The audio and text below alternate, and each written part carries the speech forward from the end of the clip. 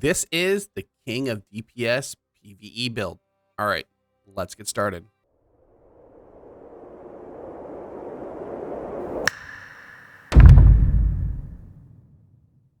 All right, as you probably figured, we are running Hatchet and Greatsword. What this build is meant for is to pump out the most damage possible with still having a little bit of group utility. So, of course, we're going with the two big dogs, which are the Greatsword and Hatchet.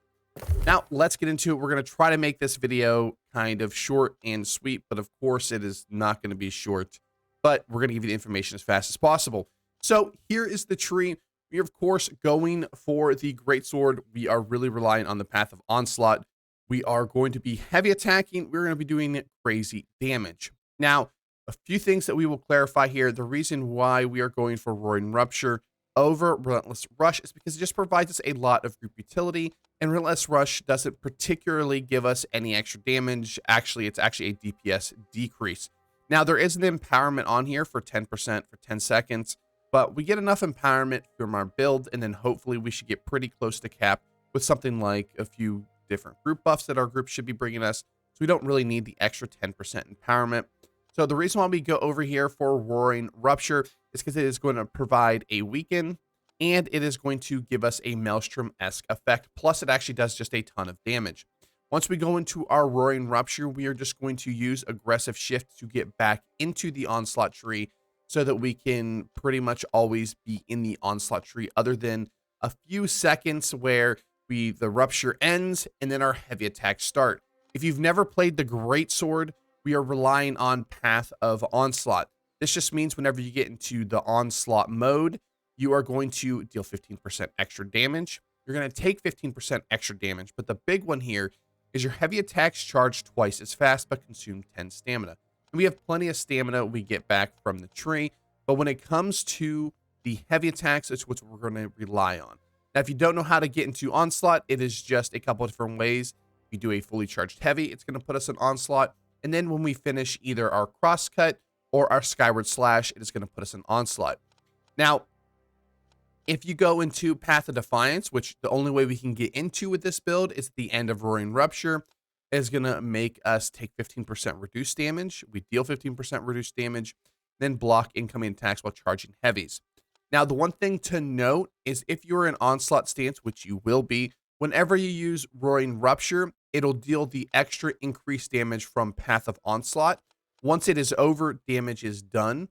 It is going to then put us in the Defiance or the Path of Defiance, and all we have to do is heavy attack or use an ability to get back in. But you want a heavy attack before, especially using something like Crosscut, so we can get the extra damage on it. Now, let's go over to the Hatchet Tree. Pretty standard tree here. We are using Berserk, Raging Torrent, and Rending Throw. Pretty standard tree here. You can go ahead and copy it down. We're not going to really go into too much of the trees because I'm sure you guys have seen them over and over and over again. Next, let's go into our gear. Let's first talk about the weapons because that's going to be the biggest thing. When it comes to the hatchet, you're looking for Bane over everything else. And then my preference is Vicious over Rogue. Now, you can make an argument that Rogue is better, but there's a lot of bosses and mobs out there that Rogue is extremely hard to hit or just not possible to actually hit. So I prefer Vicious. Now, this is a named weapon that comes out of, I believe, Garden of Genesis. So you can get this, and this will take you through, for the most part, most of the way through your M10 gaming. Now, if you want to take this to the next level, you actually want Raging Torrent on here other than Keen. Keen isn't going to provide us a ton of value here. It's going to provide a little bit, but not an absolute ton. So you really want to swap that out for something like Refreshing Torrent, like we have here on our helmet. We'd rather have that here. If it's not here, put it on your armor. And then if you can't get Refreshing Torrent, then we just want any other damaging perk here. We can get something like Chain, Attunement, Keenly Jagged, Keenly Empowered. Any of those will work just fine. What we're really looking for here is Ancient, Vicious, and Refreshing Torrent. As long as you have a 2-perk weapon, you see here, I have a Bane Rogue. As long as you have a 2-perk Biss, which is either Bane, Vicious, Bane Rogue, you'll be just fine. When it comes to the Greatsword, this is the one that I use just because I crafted this day one, but it's definitely not Biss. course, we want Bane, but one thing we really want here is Trenchant crits. It says fully charged heavy attacks deal 29% additional crit damage. So it is only when we crit. There are Trenchant strikes, which is just anytime you deal heavy attack damage. But we're going to be critting a ton because we are, of course, attacking from the back, and we do have a little bit of crit chance on the greatsword. So we really want the Trenchant crits. We want Trenchant crits, Bane, and then something like Attunement, Chain, anything, any other damage perk, Keenly Jagged, Keenly Empowered. Now, when it comes here, you can get something like the Trenchant Strikes, which is just fine. But really, what we want to avoid is stuff like Enchanted and Vicious. The reason why I say that is because we're going to get a lot more value out of the Trenchant Strikes, Trenchant Crits here, so it's going to be a very big thing. If you're going to craft a weapon for the Greatsword, we're just putting the Bane and Trenchant Crits, and then no matter what happens with that weapon, and I guess unless it rolls hated, the weapon's going to be very usable. When it comes to gems in your weapons, we have a couple different choices here. Now, we have Diamond, an Elemental type, and then we have an Opal. Now, I tend to not put my Rune Glass gems in here, mainly because I actually swap these out a decent amount. When it comes to Diamond, I love to run diamonds in very safe dungeons, or not necessarily safe, but ones that don't have a ton of just AoE on the ground. So like fire mutations, a lot of times I don't like to run a Diamond. I will run either an Opal or an Elemental. So the difference here is Opal is going to provide more damage than the Elemental type. So for instance, in Laz, we run a Lightning Gem. Now, I run this. This is basically if you want to be kind of lazy but don't put out the most damage.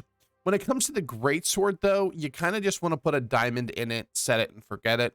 If you want to put a gem in each one of your weapons, I honestly would probably pick a diamond. It's going to be a little bit safer. Now, Opal is going to be something you're going to be able to consistently get the extra damage on, but you have to learn exactly your rotation, how it affects it. So for instance, with the Greatsword, in order to do a leeching or a crosscut with the full application of the Opal, you actually have to double dodge. Now, you actually lose damage every time you dodge as well, so you have to watch that. So I like to either go an Elemental type if we're in something like a fire. The week that I did Ancient, it was a fire dungeon, so I just stuck with the Lightning Gem here. But if it's not the fire or something that I will pretty much 80% of the time, 75% of the time, I will be at full health. I will just slap a diamond in it. As you can see here, we have a diamond in our other hatches. We had the 3 different versions here.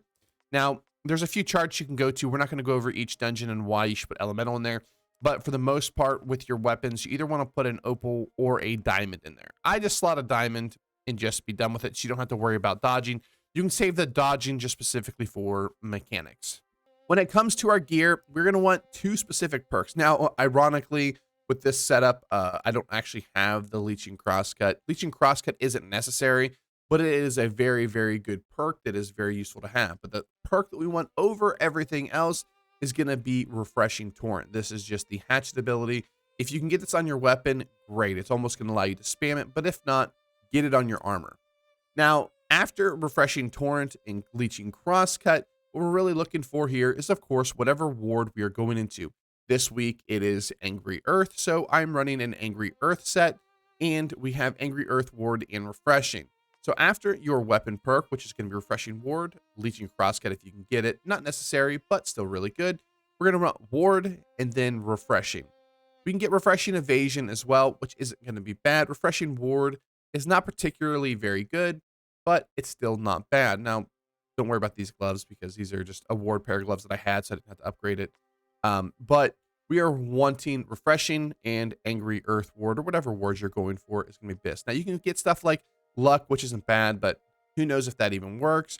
And then Vigor and Invigorated don't really do anything in PvE dungeons. So we're just looking for the wards, the lucks, the weapon perks. Now, when it comes to amulet, there's a couple things you can do. We have these amulets that have the protections on them. This is the new thing when it comes to this. We'll talk about more about the protection amulets and how people do their gems in here just a bit. But honestly, my big thing is if you're not going to go the protection route, which we're going to talk about here in a second, I am just going to run the Tempestuous Amulet of the Soldier. The reason why is because if we want to, we can swap out this gem at any time. This is going to give you health fortify, and stamina recovery. Honestly, here, if you're not going to go for the protection for the specific dungeon that you're in, I'm just going to go health, stamina recovery over everything. Fortify, we have fortify in both the greatsword and the hatchet. It's going to make it last longer. We also have the fortify from Sacred Grounds. So it is going to be very good. I just run this amulet. No real reason. You can get maybe health, stamina recovery, divine is probably going to be your best if you're not going for protection. But if you're trying to get one of those, you might as well just go for protection amulet. Next, I use Smooth On Ring. Don't use this. This is actually pretty garbage. What you really want to use is I would go with either the Forgotten Vow or something like this, which is slash damage, party, and bloodletting. Now, bloodletting is better if you're running something like a spear, but it's still pretty good. But you can just go ahead and get like the Forgotten Vow. This is going to allow your weaken that you apply from the greatsword to last longer. And then hardy and slash damage. Hardy slash damage is what you're really looking for here. And then enfeebling's not bad. And like I said, the bloodletting's not bad either, but not necessary. Next, when it comes to your earring, you're really looking for refreshing toast, refreshing. That's all you're really looking for. And you can get, of course, if you get like a hardy slash damage refreshing ring, that's probably going to be your best bet. But like I said, we're looking for refreshing toast and refreshing. Other than that, you can just kind of fill in with whatever you want.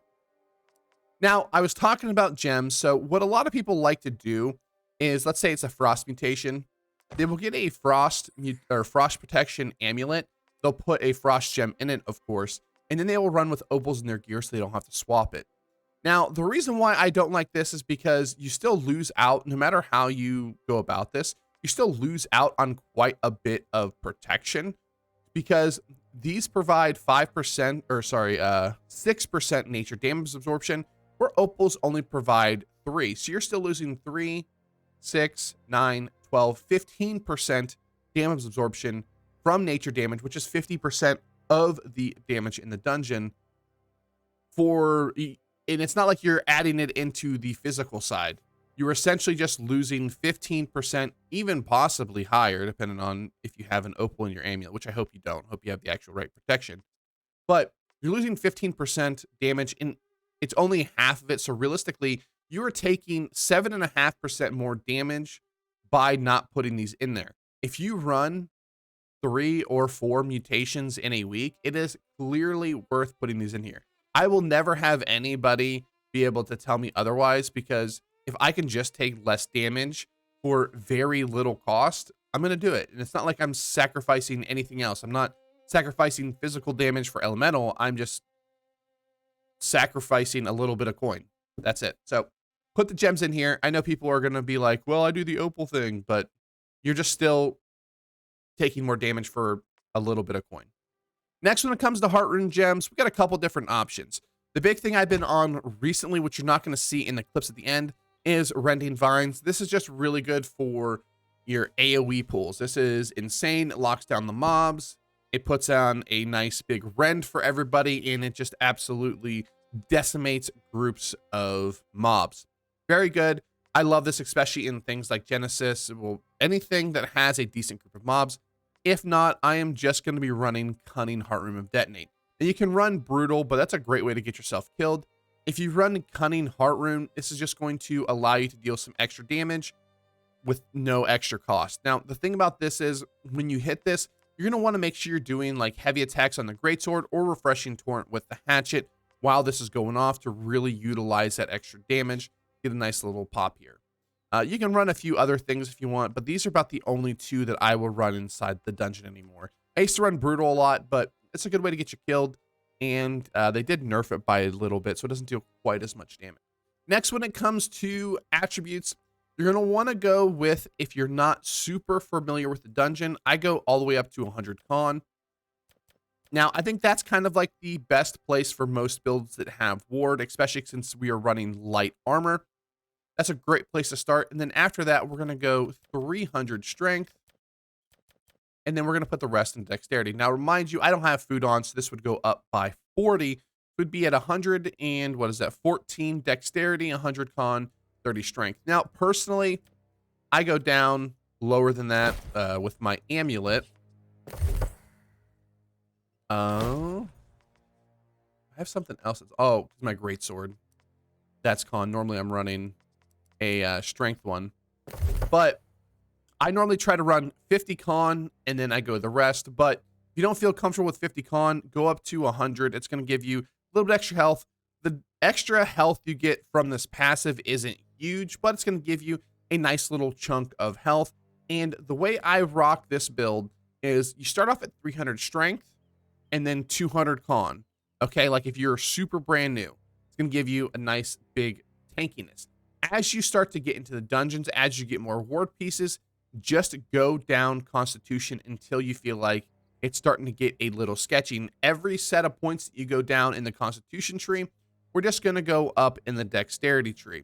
Now, there's a few ways to min-max your attributes just a little bit more, but that is the best way to kind of very generalize it. So when it comes to DPS rotations, it's pretty easy if you feel very safe. So if you feel very safe, I just go ahead and I'll start with the Skyward Slash. We'll do the extra slam down, and then we are just going to do our Leeching Crosscut or our Crosscut here, and then heavy attacks till our heart content. Now, if you have a set of mobs, we're going to do Rupture, but we're going to do a little bit of Rend, and then Crosscut, and then when Crosscut's done, we're going to do a couple heavy attacks to get it back up, and then we're going to go ahead and do Crosscut again. Crosscut is the biggest damaging skill you're going to have, so anytime, especially on bosses, you can hit Crosscut, we're going to hit it. Now, do not hit Skyward Slash. Let's say you know that the boss has been fully rendered. If you do Skyward Slash right here, this is going to be a decrease in damage. So all you're going to need to do is Crosscut, heavy attack. That's it. Now, if you want to run into a fight, let's say it's a little bit sketchy, but not terribly sketchy, so you don't need to get on your hatchet, I just run in. We're going to get some Fortify from that, and then we're going to heavy attack to get into onslaught mode, and then we're just going to Crosscut and heavy attack. We need to do some Rend. We'll go ahead and hit our Rend, and then do more heavy attacks. Pretty simple. Everything on this build is very simple, but the big key here is knowing boss mechanics and be able to dodge them. When you're in the onslaught mode, you are going to be very squishy, so make sure you are able to dodge. Now, let's say you're going into a fight, maybe you don't know the mechanics as much. We're going to stay a little bit more on the hatchet side. With the hatchet, it is pretty easy. We're just going to Rending Throw, and we're going to do our Raging Torrent. And with our Raging Torrent, we are just, when it's off cooldown, we're just going to basic attack. Now, we're not going to get into it too much, but you can actually animation cancel Berserk. So if I dodge roll here, and then I hit Berserk Raging Torrent, it is actually going to cancel my Berserk and do the Raging Torrent. So let's see if we can get it here on the first try. Oh, I didn't hit my Raging Torrent fast enough. I actually fat-fingered, I think the F. But don't worry about that too much. But here, we're just going to back attack. We're going to throw our hatchets. Raging Torrents up. We're going to hit that. We're going to left click at that last attack. And we're going to nuke them down. Now, if you have a big group of enemies, what I like to do, and you're going to see this in the clip, I will go in. I will Skyward Slash to get into onslaught mode. I will go ahead and Rupture to bring them in. I will Berserk and then Raging Torrent. Raging Torrent is absolutely crazy. It does a ton of damage. If they are super tight together, I like to do that. Now, you can just heavy attack them as well, but when you have Berserk up, when you have Raging Torrent, a lot of times the easiest way to die is when there's a lot of mobs around you. So if you're in Raging Torrent, we have our Defy Death up, and we have our heal from the hatchet. So we're going to be dealing a lot of extra damage. Now, when you're just basic attacking on the hatchet, we're going to be getting Fortify as well. You can see down here, this fortification. This is just from basic attacking. We're going to take 15% reduced damage. So if you're in a sketchy situation or you have the mobs grouped very tightly, I just go ahead and hit Raging Torrent because it is going to absolutely nuke down the mobs. Everything in this build is very simple. The rotation is very simple. We just have Rend on each bar. We have a sort of tanky ability. So we have Berserk with the heal. We have Roaring Rupture with the Greatsword. The Greatsword having the Rupture allows you to bring mobs in. If you're in Onslaught mode, of course, we're not in Onslaught stance there. But very, very simple DPS rotations. All right, guys, thanks for watching. I hope you enjoyed this video. I am putting a PVE clip or a little dungeon run that I did. It's an ancient dungeon, so it was a little while ago. But it is with just a random group of people, because I know a lot of you are like, well, if you're running with a pre-made, it's really easy. Well, this was not a pre-made. This was a random group. I do this a lot. I actually run a lot of group finder dungeons. So I went ahead and put that in here at the end. So I hope you guys enjoyed this video. Like, comment, subscribe, like always, and I'll see you next time. Peace.